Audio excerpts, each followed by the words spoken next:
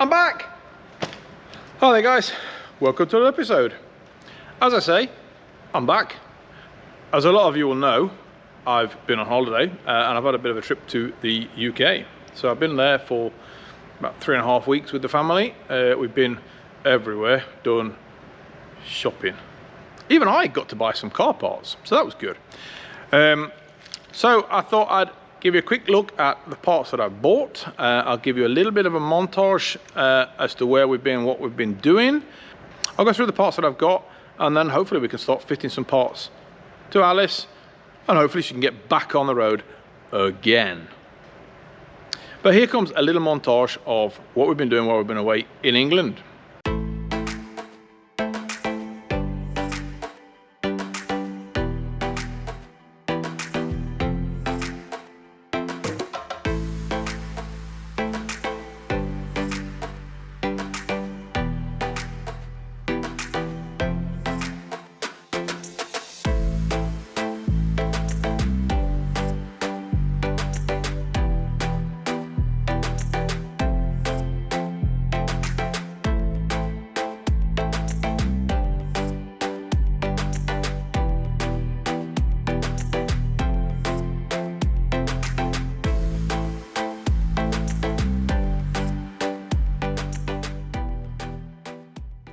So this beautiful little box here I found at the Ford fair, and the thing that attracted me to it was the wording on their tent, because, well, it's written in Swedish, which was kind of weird when I saw it, that it's written in Swedish and it's an English show. So I wasn't really sure what it was. So I went over to these guys, and they do cleaning products. Now, you won't know what that says on there, anybody that's not from Sweden, but it does say Stjärnaglas. This is a kit that I bought while I was there, and I must say, I wish you could smell this, but oh, it smells amazing. I love opening this box because it smells so nice. But you've got a high gloss car wash here, a gloss enhancing polish, tyre trim and dressing, tar and bug remover, glass cleaner, a sealant spray, and a detailing spray. Beautiful little bottles. I love all of these, all different colours. And like I say, it just smells so nice. I will be completely honest, I've lived in Sweden for 20 odd years and never heard of them, which was also one of the things that attracted me to them, that I never heard of it. But they do really nice products, and like I say, they do loads of products on here. So I'm going to put a link up to their homepage down below, so you can go and have a look at their products. I will be testing these out at a later date in a later video, but I'm really looking forward to testing these products out. If nothing else, just for the smell of them. They're gorgeous. But I love the colour-coded bottles and the wording across there. Love it, and I'm looking forward to trying that out. And again, at the Ford show, topgearplates.co.uk, I saw their stand and I went over to them, and I bought a set of these gel-coated number plate holders with the nice Ford logo in the middle and the Ford logos at either end. I do have a set of number plate holders on the car. These ones, I bought these from a shop here in Sweden, and to be quite honest, I hate them. But they were the only thing that didn't have somebody else's logo on them. But I really don't like the carbon fibre chrome look thing. I think it looks tacky. I don't like it. And I've been looking for something else to be able to get rid of these. And these ones, the middle section here is this lovely gel coating on it. I really do love these gel coatings on these. It's really nice. It's really shiny, and I think you'll agree these stand out really well, and they're going to look amazing on the car. I'll put a link to topgearplates.co.uk in the description below, and they've got all their socials on there as well. These weren't, I'm not going to say they were cheap. They weren't. They were, I think they were 25 quid for the pair. But these number plate surrounds are never cheap. They just aren't for some reason. I don't know why. But I do like the fact it's got the Ford logo on it, and that's why I went for them. Even these ones were about the same price, and I hate them. I really hate them. I don't like them. It looks tacky, and I'm so happy they're going to go. I've only stuck these on, so somehow I have to get the tape off of there, but I'm looking forward to getting rid of these and putting the new ones on in their place. Now, a lot of you will know what this is. But for those of you that don't, this is the idle control valve for the Fiesta Zetec engine with injection. It's got its part number there. One of the problems I believe with the engine is that this isn't working properly. What we did notice before the pump died was that the idle would go up slightly to quite a high idle. I'd get brilliant readings on the gas analyzer, and then all of a sudden the idle would drop off again and I'd get terrible readings again. If we just tapped on this with a screwdriver, I got better readings again, better idle again, and then it dropped off again. So I think that the idle control valve in my car is knackered. So I bought a second-hand one. Now this came from one of my subscribers, and a massive thank you to Laszlo for this idle control valve. He actually delivered it to me by hand. He's cleaned it all up in a parts cleaner and assured me that it works, so I'm looking forward to that. I will test it just to show you how it works, but you do have a plus and a minus on there, and it's very important that they are right. But I'm going to connect this up to a 12 volt supply and we'll actually watch this valve move just so you can see how it actually works.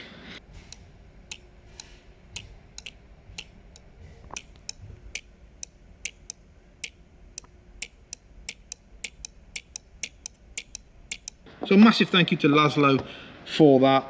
I really appreciate that. And last but not least, a fuel pump. Now in my last video, this died.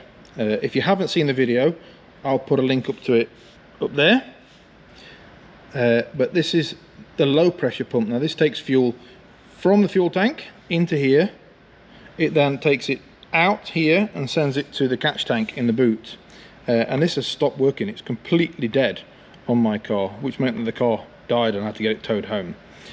I did put a question up on a few groups on my Facebook page and on my YouTube page asking what kind of a pump you would get. Now there is this kind of pump.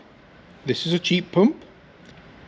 I'll put a link to something similar to this in the description below. But this one cost me about £23. It has a 5-year warranty on it. Now I live in Sweden, so if this dies within 5 years, I'm probably not going to send it back. I'll just buy a new one. But like I say, it cost £23. Now there are other ones made by other companies, proper racing quality pumps with red tops and blue tops and silver tops and all the rest of it, but they do cost, the cheapest I found was £123. Now this cost £23. That means I can buy 5 of these for the price of one. Now that does make me sound like a bit of a cheapskate, I know, but the company that sells the more expensive pump also doesn't offer a guarantee. Now the reason they don't offer a guarantee is that it all depends on the fact that I fit it right. As they can't guarantee that I fitted the pump properly, they don't give a guarantee, which I can totally understand. I totally agree with that. So in the end, I decided to go with the cheaper pump. I decided to go on for £23 instead of £123. I will give this pump a go, and I will give it one go. If it dies, I won't be replacing it with a cheap pump. I will be definitely replacing it with a more expensive pump. But at the moment, it just felt slightly wrong to spend that much money without having a guarantee. I definitely want to know that it's the pump that's wrong before I start to buy an expensive one. So that is the reason why I went for the cheaper pump. But at the moment, I just didn't feel like I could spend 5 times as much on a pump when I don't actually know if the pump that's died is just a bad pump or bad quality or whatever. I don't know. So I'm going to try another cheaper pump, and if it dies again, then I'll be getting an expensive pump on there, and hopefully I'll be problem free after that. So the thing to do now is to get this pump and this idle control valve fitted to Alice and start her up again, and hopefully we've solved the problem.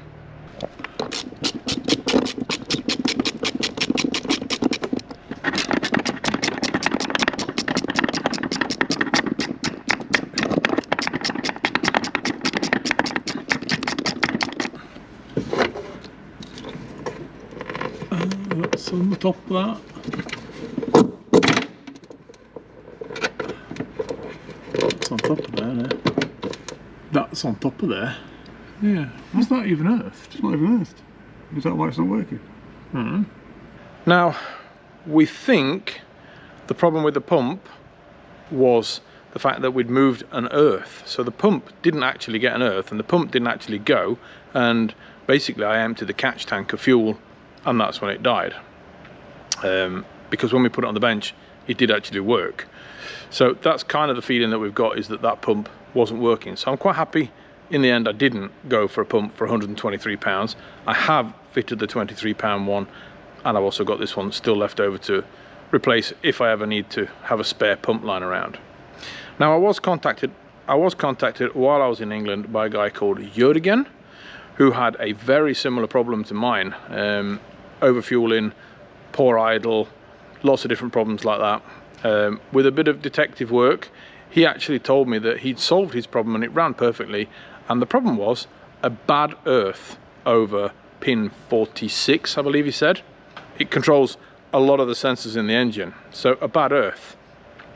Which got me to thinking about my earth points. So the battery's now in the boot, and I've got this big fat wire here that goes all the way along the car, under the back seats, down that side, and it comes out. So it comes out there. It's attached to the side of the engine. Now, right down there, which I don't think you can see, but just there is another earth cable that goes from the gearbox all the way around there, and it's attached to the bolt there, to the chassis. So the engine's earthed to the chassis, and it's earthed to the battery. What I suddenly realised is that the ECU is earthed directly to the chassis, but the battery isn't actually earthed anywhere to the chassis. So that could be one of my problems as well. So what I've done is added an extra earth wire here that goes over there and is into the chassis down there. So now the battery is actually attached to the chassis, which it wasn't before. So I've now been out for a run in Alice, and I've now actually done over 10 miles in the car. That's nearly 16 kilometers. That's the furthest I have been in this car, and she ran absolutely beautifully. So I may now just have solved the problem. What I need to do now is get more miles on her, and that's what I'm going to be doing probably next week. But I've got a bit of a mission for her next week, so yeah, I'll get some miles on her next week, definitely. Right, I'm going to wrap this video up there. I just have one more thing, and that is I've got 1,000 subscribers. I've passed 1,000 subscribers, which I never even dreamed of.